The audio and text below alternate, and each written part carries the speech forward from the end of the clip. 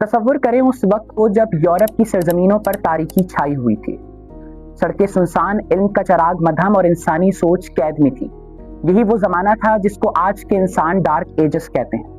لیکن پھر ہم نے دیکھا کہ انسانی فطرت اور عقل کو ترجیح دی گئی اور پھر ویسٹرن سویلائزیشن کو ایک نیا رخ دیا گیا۔ سب سے پہلے بات کرتے ہیں قدیم یونان یعنی گریس کی، جہاں فلسفے اور ریشنل سوچ کی بنیاد پڑی۔ پلیٹو نے اپنی تحریروں میں ایک مثالی ریاست اور علم کی اہمیت کو اجاگر کیا، تو وہیں سوکریٹس نے سوالات اور بحث کے فن کے ذریعے انسانوں کو سوچنے پر مجبور کیا۔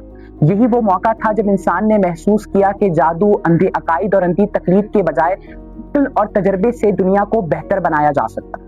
اگلا بڑا موڑ آیا یورپ کے میڈیول ایجز سے رینیسانس تک۔ جی ہاں، یہ وہی دور تھا یا وہ زمانہ تھا جب انسانوں نے قدیم یونان و روم کی فکر کو دوبارہ تلاش کرنا شروع کیا۔ جی ہاں، ہم نے دیکھا کہ میکلینجو کی تصویریں، گلیلیو کے فلکیاتی مشاہدات اور لیونارڈو ڈیونچی کے سائنسی تجربات نے یہ ثابت کیا کہ کائنات کے پیچھے چھپے رازوں کو بآسانی تلاش کیا جا سکتا ہے۔ صرف یہیں تک نہیں بلکہ رینے ڈیکارٹس نے بھی کہا کہ I think therefore I am، میں سوچتا ہوں پس میں ہوں۔ یہ محض کوئی جملہ نہیں تھا بلکہ ایک انقلابی سوچ تھی جس نے یہ بات واضح کی کہ فرد کی سوچ ایک مرکزی حیثیت رکھتی۔ بات صرف یہیں تک محدود نہیں رہی بلکہ فرانسس بیکن نے بھی سائنس کو تجربے اور مشاہدے سے سمجھنے کے عمل کو فروغ دیا، اور نیوٹن نے اپنے قوانین فطرت کے ذریعے کائنات کے چھپے رازوں کو تلاش کرنے کی پوری کوشش کی گئی۔ جی ہاں، برٹرینڈ رسل بھی اپنی کتاب ہسٹری آف ویسٹرن فلسفی میں لکھتے ہیں کہ ویسٹرن سویلائزیشن کی ترقی کی دو بڑی وجوہات تھیں، پہلی ریشنلزم اور دوسری تجرباتی علم یعنی امپیریکل نالج۔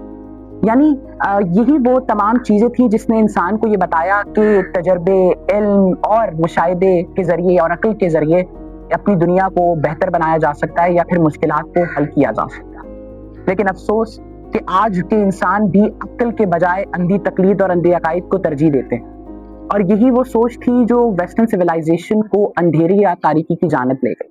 اور افسوس کے ساتھ آج ہم بھی اسی روش پر رواں دوا ہیں، اور ہم وہ لوگ ہیں جو سوال کو کفر اور تحقیق کو گستاخی سمجھتے ہیں۔